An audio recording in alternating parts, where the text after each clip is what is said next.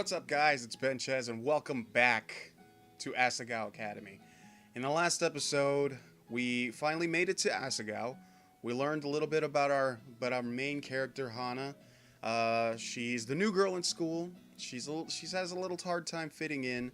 Uh, People tend to make fun of her or pick on her because her hair is pink, and it's just been kind of rough with her for the little bit of time that she's been there. But we finally ran into our roommate, Mai, who is pretty much the polar opposite of what Hana is. She's very energetic, she's very happy, she's basically your typical good best friend. So, where we last left off, we were on our way to the library to pick up our history book because we didn't have our history book.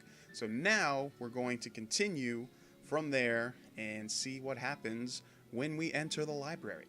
So here we go. It took me at least 20 minutes to find the library, but by the time I realized I was holding the map upside down, the sun was setting. I have had that happen before. The library was much larger than I expected. The walls lined from floor to ceiling with books of all size and rough wooden shelves. Intimidated, I headed in for the front desk. Recognizably, a green and gray jacket was bent behind the counter. Normal boots? I briefly considered running away. Hey. Can I help you? Too late. Yeah. The school forgot to give me one of my textbooks. I was told I could get it here. Which one is it? The History 309 textbook. He stepped from behind the counter and motioned for me to follow. We dodged between aisles in a comfortable silence. He seemed friendly enough. I should say something. What was his name again? Shane? Gerard? John? No, not John. Satch! Huh? Oh, do you work here? Ugh. Of course he worked here. He chuckled, dimples appearing on his cheeks. Yeah, I'm the librarian assistant. It's my second year, and I love it. I get to help people find books that speak to them. His eyes twinkled like a kid on Christmas. Your book's right down here. He stepped at a row of thick, dusty books. Was this all history? And pulled out the textbook with a powdered wig man I saw earlier. Thanks! He waved his hand. It was nothing. Do you need help with anything else? I wanted to make a good impression on the Normal Boots Club, but I couldn't come up with anything. No. Thanks. Copacetic. You're welcome. As we headed back through the carnivorous library, my unease melted away, and we weren't talking, but just being near him felt like being wrapped in a soft blanket. I resisted the urge to snuggle up to him. We neared the front of the desk, stepping around the clump of studying students as we passed one of them shifted. Something white flew past my face. A thick piece of triangular paper lay at my feet. I bent over and picked it up. It was surprisingly heavy. There was a quarter inside of it. If I was just a hair slower, it would have hit me in the face. The students snickered, and I recognized the boys that made fun of my hair this morning among them. My heart dropped. I scanned my memory for anything that might have done to offend them, but came up with nothing. My hands started to shake. I hid behind my back, trying to think of some way to defend myself. Why did you do that? What do you mean? We're just messing around. Are you suggesting we did that on purpose? I flattered. There was nothing I could say that I was outnumbered. They would twist my words around, no matter how straightforward I was. No, sorry. One of the boys held his hand out for the paper. I inched closer to give it to him, angry at myself for being so complaint. I wish I were. A gentle warmth closed over my hand, and took the paper from me. Satch examined the paper closely. I see what the problem is. Your aim should be better if you cut the corners before you folded it. He placed the paper on the table. The boy looked at him in sheer awe. Be careful though. You almost hit her, and that would have been awful. My hands began to sweat as panic shifted through me, afraid of my response, but... Geez, we're sorry. We'll be careful next time. Yeah, it was an accident. They apologized. Thanks. I appreciate it. He gave them a wide smile and continued off down the aisles. I followed closely behind him, my legs weak. Don't tell me they stopped because of him. Simply just because I was with him? I wanted to thank him, but my heart was pounding so hard I knew my voice would shake. We reached the front counter, and he scanned the history book. My lips trembled as I willed myself to say something, anything, to thank him. He tilted his head to the other side. What books do you like to read? Fiction? He chuckled. I just finished a good book. I think it would be right up your alley, if you don't mind me saying so. He reached under the counter and pulled a thick green book and passed it to me. A man in black stood in front, hugging a woman in royal robes. It's long, but it's one of my favorites. The Princess Betrothed. Betrothed? I knew things could be tough transferring to a new school. If you're ever worried, just read this. It'll transport you 100 miles away in a second. Tears strung in my eyes, so I ducked my head. Satch. Thank you, Satch. For more than just the books. You're welcome. Oh, I'm sorry. I don't think I got your name. My name is Hana Mizuno. My name is Hana Mizumo. I'm a transfer student. Hana. Well, it's nice to meet you, Hana. And let me know how you like the book. I will. Wow, Satch is so nice. Like, that just gives you a good feeling, man. It's like you instantly meet someone and then they're so nice to you that you're just like, wow. It leaves you in a good mood. And Satch just did that. Like, I feel good after that because it's like he left me in a great mood. That couldn't have gone better. Not only was Satch impossibly kind, but being around him felt easy, refreshing. Like being doused in the mist of a waterfall. Oh gosh, what was I thinking? My cheeks hot, I left the library, 2 surprisingly heavy books under one arm.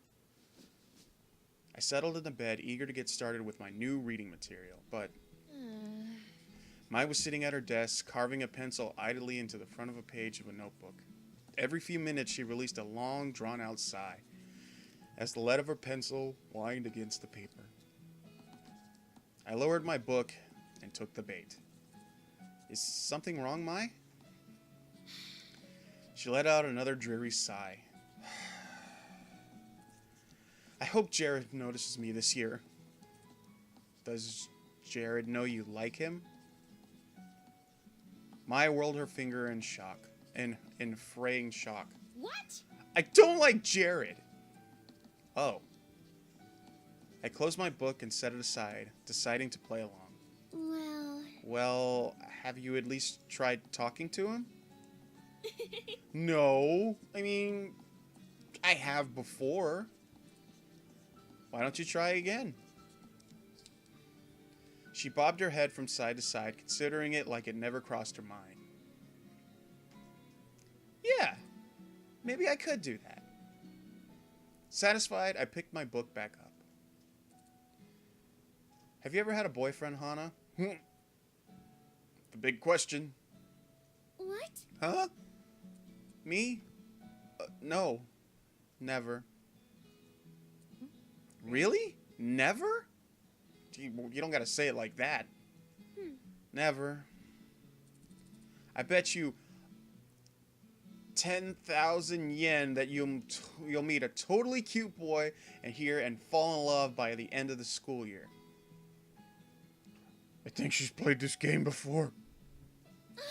You're crazy. I buried my face back in my book, bearing Mai from any further discussion. Fall in love by the end of the year? Me? If I were a betting kind of girl, I'd take that bet. I awoke the next morning with what felt like a lizard in my throat. Bleh. Mai was already up, shuffling through her school bag with an enigmatic grin. My God, these words are hard. The first day of school. Hana, you're finally awake! Her voice sliced through the air like a knife, and I winced. She was definitely a morning person. Ugh. It's time for the first day of school. Aren't you excited? I can't wait to see what's going to happen. What do you mean? Is something special happening today? Something strange always happens on the first day of school, especially to someone like you. What's that supposed to mean? She winked. What? Someone like me? Uh-huh. You know what I mean. No, I don't. She smiled and started messing with a pile of papers on her desk. Shaking my head, I got out of bed, pulled on my uniform out of my closet. My palms sweat as I held the gold vest and blue jacket. Was it really possible for things to be different here than they were at home? What if the problem wasn't actually the school? I shook through thoughts out of my head and changed into my uniform. Oh! What is it? You look so cute! Really? Really? Heat crept up my neck. Yeah. Yeah, completely. Your hair matches the uniform so well. You look like a flower blooming straight out of the ground. Thank you. That's really nice. Oh my God. Water strung back from my eyes. I turned and started packing my backpack. Why was I getting worked up about being something little as this? I must have gotten less sleep than I thought. Is something wrong? No, nothing's wrong. I'm just happy. How dumb was that? I started crying at the first sign of someone being nice to me. Oh my God. I feel you. I feel you on this, Hana. God, I'm like the exact same way. I took a deep breath to steady my nerves. What an oddly menacing thud. All the air left my lungs as something like horse hooves slammed against my back. You'll do fine. Don't worry. This is going to be awesome. I stiffly peered over my shoulders. That was you? What? Huh? Mai stood behind me and her hand raised. Somehow she had the strength of a bodybuilder. Nothing. I was just about to zip up my bag and when I spotted the book Satch gave me, lying on my nightstand. The Princess Bethrod, he said, if I ever needed to be transported somewhere far away, I could take it with me. It was a pretty good so far. Maybe it would be smart to bring it along, just in case I had no one to talk to between classes periods. What I needed for my first day of class? Well, I am a very nervous person, and interacting with people usually never goes very well. So, and he says that it will help me if I'm ever feeling like I'm alone. So, I think we're going to go ahead and do the smart thing and take it. I put it in my already overfull bag, biting my lip. It never hurts to be prepared, right? You ready? Yeah. Yeah, let's go. Stick with me and you'll be fine. Mai opened the door and together we stepped into the hallway, merging into a steady flow of chatting girls and fruit-flavored perfume. Oh my, I didn't know you lived on the same floor. No way! Really? That's so awesome. Now we'll be able to catch up whatever happened between you and... The river of girls shifted as we headed down the stairs. Suddenly I found myself surrounded by a bunch of people I didn't know. What a jerk. Oh wow. What a jerk he turned out to be. My exclamations faded into the buzz of the voices in the air. Oh no! What would you do if you got separated? Anxiously I searched the crowd of girls for Mai, but I couldn't find her. Everyone was dressed the same, Asagao uniforms. It was difficult to tell anyone apart, and being so short, it really didn't help the situation. As we turned the last corner down the stairwell, I saw a flash of red hair a little ways in front of me. Mai? I reached between the two girls and tapped her on the shoulder. Huh? Oh,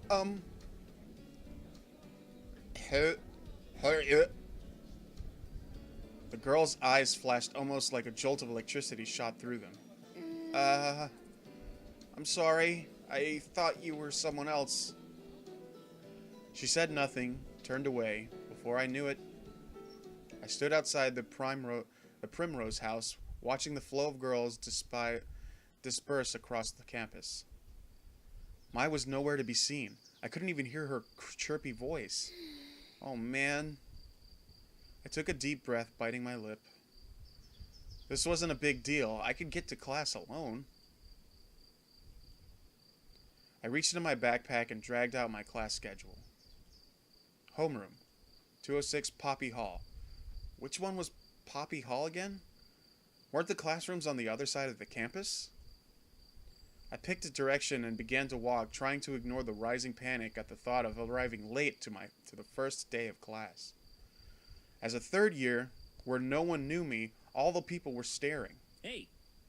Hey you! You look a little lost. Someone called out to me. I turned around, almost jumping for joy. Ha! It's Tron. When I froze a Normal Boots jacket, he was part of the Normal Boots Club. I could particularly feel my tongue swelling in my mouth. If this was a Normal Boots Club member, I had to make a good impression. He was one of the founders, right? This must be JonTron. Yes. I'm new. I don't know where Poppy Hall is. You're a freshman. No problem. My class is in Poppy Hall. I'll walk you there. Really? Really? That would be wonderful. Thank you.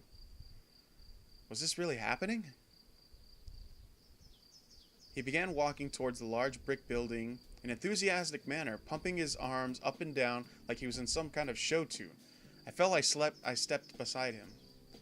I didn't notice it when Mai pointed it out to me yesterday, but JonTron had a big, brown-eyed, warm-looking face. He was basically a human puppy. That's awesome.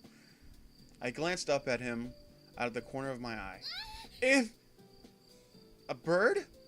A bird on his shoulder. Birds always make me uncomfortable. Something about the ease of which they could poke someone's eyes out. Is something wrong? Why'd you stop? No, nothing's wrong. He followed my gaze to the bird on his shoulder. Hey. Oh, this is Jacques. Isn't he cute? Nice to meet you. It spoke? Yeah. He put his hand to his shoulder. Jacques jumped onto his palm.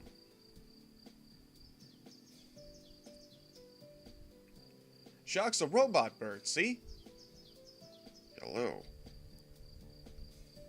Jacques' eyes gleamed with a dangerous red when he spoke, but nothing else suggested he wasn't a normal bird.